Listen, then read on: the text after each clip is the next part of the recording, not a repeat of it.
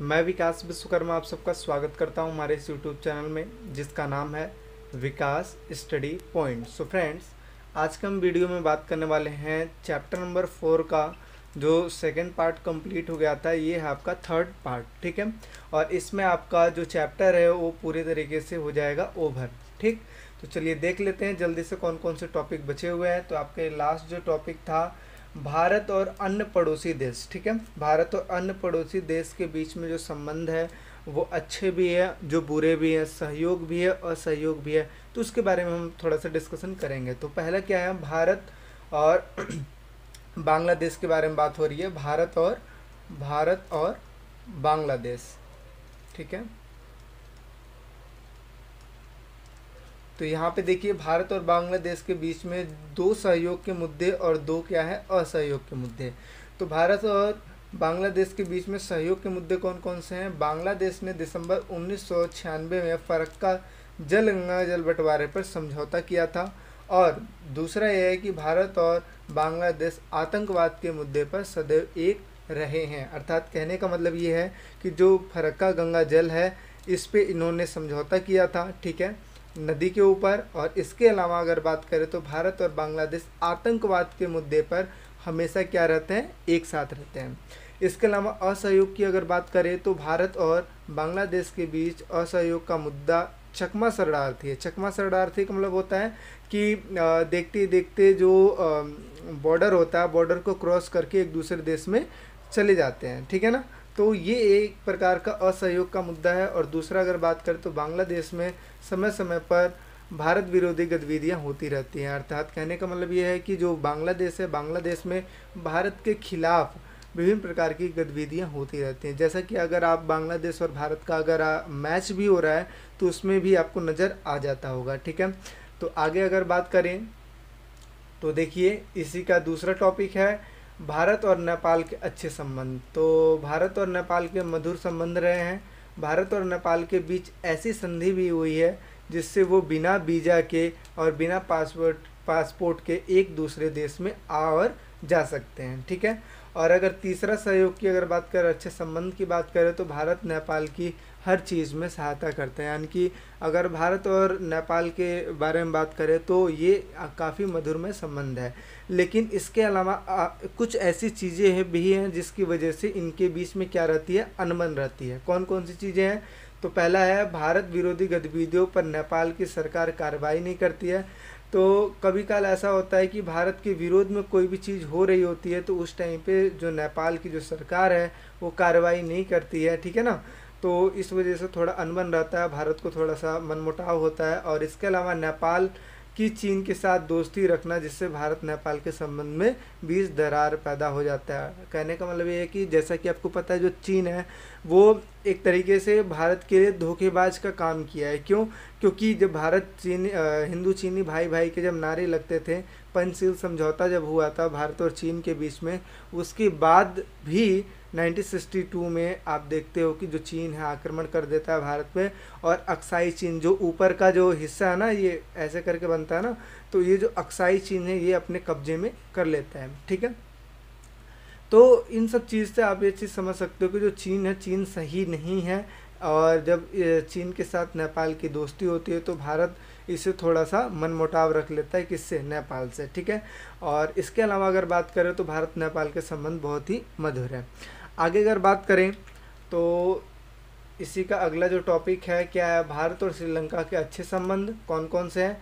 तो भारत और श्रीलंका के अच्छे संबंध की अगर बात करें तो जैसा कि आपको पता है कि FTA यानी कि मुक्त व्यापार समझौता, यानी कि फ्री ट्रेड एग्रीमेंट के हिसाब से एक समझौता हुआ है, जिसकी वजह से भारत और श्रीलंका के बीच ट्रेडिंग जो होगी वो मुक्त व्यापार के हिसाब से होगी, ठीक है।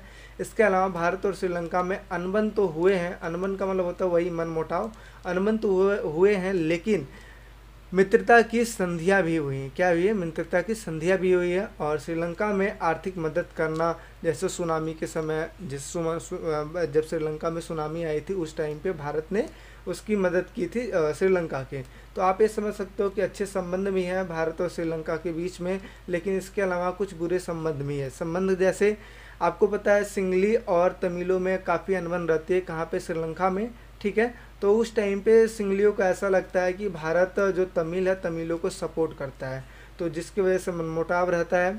इसके अलावा जैसे लिखा है सिंगलियों को लगता है कि भारत तमिलों का सपोर्ट करता है। और दूसरा अगर बात करें तो 1987 में भारत के द्वारा शांति से सेना भेजना, यानी कि भारत शांति सेना भेजा था कहाँ पे, श्रीलंका में।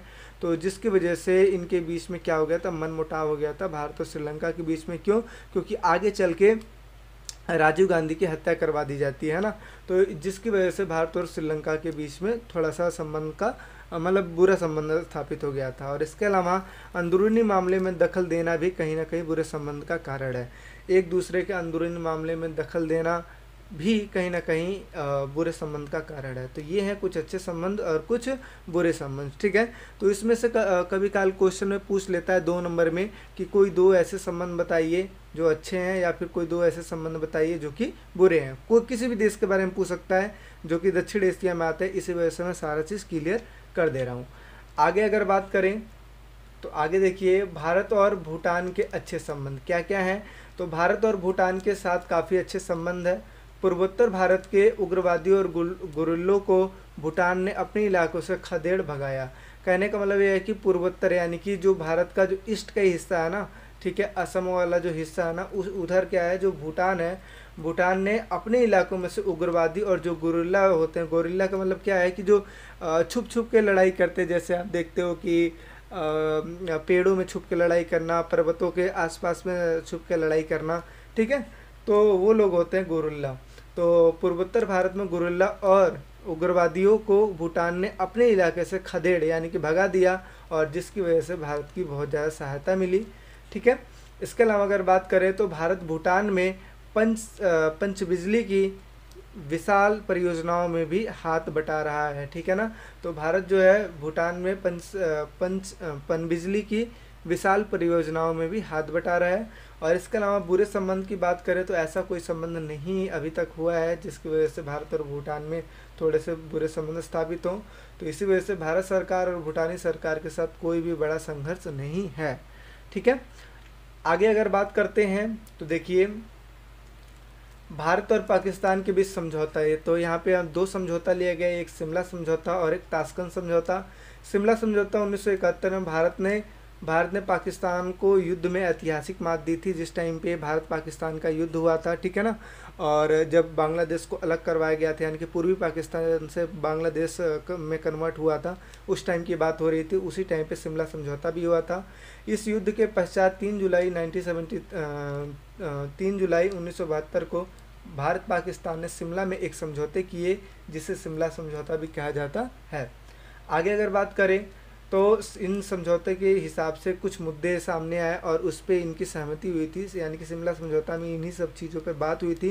कौन कौन सी चीज़ें हैं, जैसे इन समझौते में बोला गया था कि आपस में झगड़ा नहीं करना है और मुद्दे को बातचीत के द्वारा हल करना है। इसके अलावा राष्ट्रीय एकता, क्षेत्रीय अखंडता और राजनीतिक स्वतंत्रता, सार्वभौमिक सम्मान करना है, ठीक है ना, यानी कि एक दूसरे देश की एकता को सम्मान करना है, क्षेत्रीय अखंडता को सम्मान करना है, राजनीतिक स्वतंत्रता को सम्मान करना और सार्वभौमिक सम्मान करना ही करना है। इसके अलावा दोनों परस्पर विरोधी प्रचार नहीं करेंगे, यानी कि एक दूसरे देश में ना नारा लगाएंगे ना प्रचार करेंगे एक दूसरे देश के खिलाफ, ठीक है। और इसके अलावा सामान्य संबंध स्थापित करके रखेंगे। तो शिमला समझौता में ये बोला गया था। और ताशकंद समझौता कब हुआ था, तो आपको पता है 1965 में जब युद्ध हुआ था, तो युद्ध में क्या होता है कि पाकिस्तान कुछ हिस्से पे कब्जा कर लेता है, और ठीक है, और जो भारत होता है, भारत भी कुछ हिस्से पे कब्जा कर लेता है। कहाँ पे, राजस्थान के साइड में, राजस्थान और गुजरात के साइड में कुछ हिस्से पे कब्जा कर लेता है, ठीक है, पाकिस्तान, और उसके अंदर के इलाके में भारत भी कब्जा कर लेता है। तो आगे चल के क्या होता है, 10 जनवरी 1966 को ताशकंद समझौता होता है, किनके बीच, भारत और पाकिस्तान के बीच। और ये शांति समझौता था जो कि लाल बहादुर शास्त्री और जो पाकिस्तान के अयूब खान थे उनके बीच में हुआ था। और कहाँ पे हुआ था, उज़्बेकिस्तान की जो राजधानी है ताशकंद में हुआ था, ठीक है। तो इन्हीं में ये फैसला लिया गया था कि जो भी, यानी कि जो भारत जो पाकिस्तान में जितने भी भूमि पे कब्जा कर रखा है, और पाकिस्तान जो भारत के जितने भी भूमि पे कब्जा कर रखा है लड़ाई के दौरान, वो क्या करे, अपनी अपनी सीमा में वापस आ जाए। तो यही हुआ था ताशकंद समझौता। और आगे चल के जैसा कि एक क्वेश्चन भी बहुत ज़्यादा इम्पोर्टेंट आता है कि कौन से ऐसे राष्ट्रपति थे, भारत के कौन से ऐसे राष्ट्रपति थे जिनका जो डेथ हुआ था वो बाहर हुआ था, यानी कि भारत में नहीं हुआ था, भारत को छोड़ के कहीं और हुआ था। तो वो लाल बहादुर शास्त्री थे जिनकी डेथ हुई थी कहाँ पे, ताशकंद में हुई थी। ठीक है ना। तो ये था ताशकंद और शिमला समझौता। आगे अगर बात करते हैं नेक्स्ट टॉपिक, तो ये है आपका अगला टॉपिक, भारत और मालदीव के अच्छे संबंध। तो देखिए 1988 में श्रीलंका से आए कुछ किराए के तमिल सैनिकों ने मालदीव पर आक्रमण किया था। तो उस टाइम पे क्या हुआ था कि श्रीलंका से कुछ ऐसे जो तमिल आए थे जो कि किराए के थे जिन्होंने मालदीव पर आक्रमण किया था। तो उस टाइम पे क्या होता है कि मालदीव ने जब हमला रोकने के लिए भारत से सहायता मांगी तो भारत ने भी सहायता दी और वायुसेना भेजकर और नौसेना भेजकर वहाँ पे कार्रवाई करनी स्टार्ट की, और जिसकी वजह से यहाँ के जो किराए के जो तमिल आए थे, ठीक है, उनको वहाँ से मार भगाया। आगे चल के भारत ने मालदीव के आर्थिक विकास, पर्यटक और मत्स्य उद्योग में भी सहायता की। ठीक है। तो ये थे इसके अच्छे संबंध। और बुरे संबंध की बात करें तो हल्के फुल्के नोक झोंक इनके बीच में होते रहते हैं। लेकिन यहाँ पे नोट करने वाली बात क्या है कि जो भारत है, भारत अपने पड़ोसी देशों के साथ, यानी कि दक्षिण एशिया के सभी देशों के साथ या अन्य देशों के साथ बहुत ही मधुरता का व्यवहार रखता है, लेकिन जिस हिसाब से भारत व्यवहार रखता है उस हिसाब से वो आउटपुट नहीं पाता है। अर्थात जिस हिसाब से ये व्यवहार रहता है उस हिसाब से वो लोग व्यवहार नहीं करते हैं। तो इसी वजह से भारत दक्षिण एशिया के सभी देशों की सहायता करने में हमेशा तत्पर रहता है, लेकिन इसके बावजूद भी पड़ोसी देश भारत के साथ अनबन बनाकर रखते हैं। ठीक है। तो ये हमने देखा मालदीव के साथ कुछ अच्छे संबंध और थोड़े से बुरे संबंध। आगे अगर बात करते हैं तो देखिए शांति और सहयोग। शांति और सहयोग ये आपका लास्ट टू लास्ट टॉपिक था, शांति और सहयोग। ठीक है।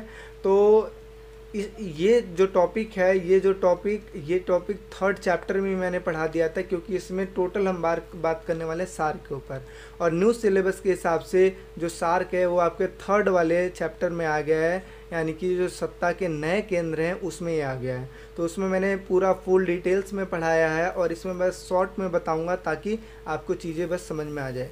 ठीक है ना। तो इसमें देखिए कि इस टॉपिक में हम सार्क के बारे में पढ़ेंगे। और सार्क है, सार्क का फुल फॉर्म क्या होता है, south Asian association of regional corporation. स्थापना कब हुई थी, 1985 में। कुल देश भारत, पाकिस्तान, बांग्लादेश, श्रीलंका, नेपाल, मालदीव और भूटान, और ये है 8वां जो एशिया में शामिल हुआ था, 8वां देश। ठीक है। इसको उद्देश्य की बात करें तो क्षेत्रीय सहयोग को बढ़ावा देना, सामाजिक, आर्थिक, व्यापारिक, सांस्कृतिक सहयोग को बढ़ावा देना, और इसके अलावा साप्ता और SAFTA और SAPT के माध्यम से क्षेत्रीय व्यापार को बढ़ावा देना। ठीक है। ये इसके उद्देश्य हो गए। आई बात समझ में। तो ये था, मैं थोड़ा सा बस मैं रीड आउट करके आपको चीज़ें बताया हूँ ताकि थोड़ा सा आपको समझ में आ जाए। और बाकी इसके बारे में फुल देखना है तो आप जाइए थर्ड चैप्टर आपको मिल जाएगा, डिस्क्रिप्शन में उसका लिंक दे दिया जाएगा, या आइकन बटन आप ऊपर देख रहे होंगे तो वहाँ पे भी आपको क्लिक करके मिल जाएगा, जहाँ पे सार्क के बारे में मैं अच्छे से साप्ता क्या है, SAPTA और SAFTA का मतलब क्या होता है। ठीक है। तो इन सब चीज़ के बारे में अच्छे ढंग से बता रखा हूँ। बाकी इस वीडियो में ये आपका चैप्टर पूरी तरीके से ओवर हो गया, 4 चैप्टर पूरी तरीके से ओवर हो गया। बाकी इसके क्वेश्चन आंसर जो है वो मैं एक सीरीज़ में लाऊंगा जिसमें सारे इंपॉर्टेंट क्वेश्चन आंसर मैं बताऊंगा, और एट द एंड मुझे क्या लेके आना है, 10 ईयर के क्वेश्चन पेपर, ताकि आपके एक भी क्वेश्चन छूटे ना। ठीक है। तो यही चीज़ लिखा हुआ कि आप जाके वहाँ पे चीज़ देख सकते हैं। और बाकी वीडियो लगी कैसी है वो आप कमेंट सेक्शन में ज़रूर बताइए। लाइक करें, शेयर करें, सब्सक्राइब करें अगर वीडियो आपको अच्छी लगती है तब। ठीक है। और ऐसे ही चैनल में बने रहने के लिए आपका बहुत बहुत धन्यवाद। Thank you so much. ठीक है। आप हमें इतना सपोर्ट कर रहे हैं, इतना प्यार दे रहे हैं। ठीक है। ऐसे ही आप प्यार बरसाते रहिए और ऐसे ही आप हमारे वीडियो को लाइक, शेयर, सब्सक्राइब करते रहिए, जिसकी वजह से मैं आपके लिए नए नए प्रकार की वीडियो और नए नए मेथड के हिसाब से समझाने की कोशिश करूंगा, ताकि आपको 1% की कोई दिक्कत ना हो। और बाकी आप मेरी हेल्प किन किन चीज़ों में ले सकते हैं आप वो ज़रूर कमेंट सेक्शन में बताइए। ठीक है। डिस्क्रिप्शन में मेरा नंबर भी है, आप चाहे तो कांटेक्ट करके मेरे से डिस्कशन भी कर सकते हैं। मिलते हैं नेक्स्ट वीडियो में। अभी के लिए बाय बाय, टेक केयर।